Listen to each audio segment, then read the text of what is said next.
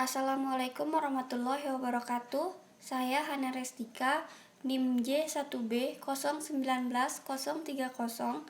Kali ini akan membahas acara 3 mengenai mesin diesel. Mesin diesel. Mesin diesel adalah sejenis mesin pembakaran dalam atau lebih spesifik yaitu sebuah mesin pemicu kompresi di mana bahan bakar dinyalakan oleh suhu tinggi gas yang dikompresi dan bukan oleh alat berenergi lain seperti busi. Prinsip kerja mesin diesel.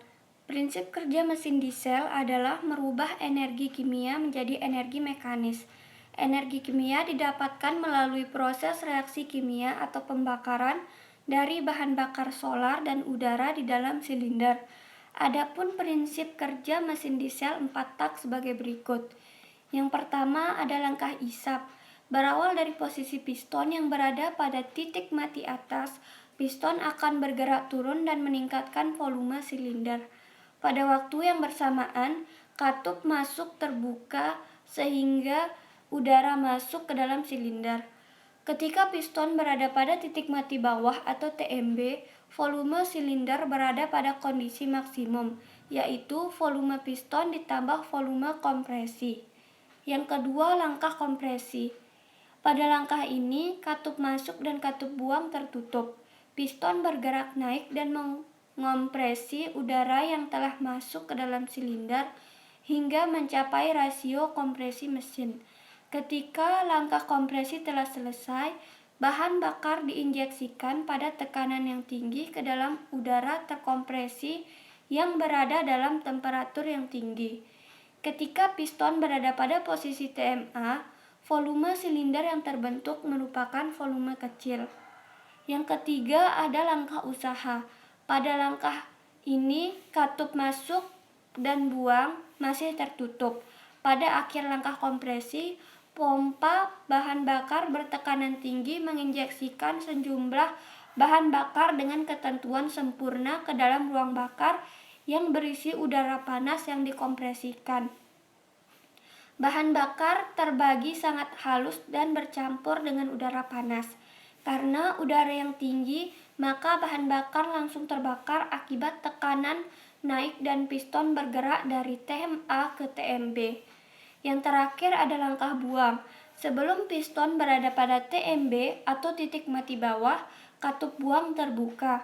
Panas dan gas hasil pembakaran keluar dari silinder dikarenakan adanya gaya yang timbul akibat gerakan piston naik kembali. Pada akhir langkah buang, poros engkol telah selesai melakukan 2 kali putaran dan siklus dari mesin diesel 4 tak dimulai kembali dari langkah isap. Adapun komponen mesin diesel dan fungsinya. Yang pertama ada kepala silinder sebagai tempat pemasangan busi pijar, tempat dipasangkan pompa injeksi dan pompa vakum. Yang kedua ada ruang bakar, fungsinya sebagai tempat berlangsungnya pembakaran campuran bahan bakar dan udara yang telah dikompresi oleh nozzle.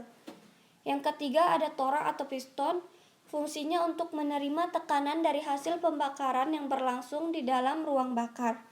Yang keempat ada penatorak, fungsinya sebagai penghubung antara ujung batang piston dengan piston. Yang kelima ada ring torak, fungsinya untuk mencegah kebocoran kompresi dan gas pembakarannya. Yang keenam ada batang torak, fungsinya sebagai penghubung antara torak dengan poros engkol. Yang ketujuh ada poros engkol, fungsinya sebagai perubah gerakan naik dan turunnya piston.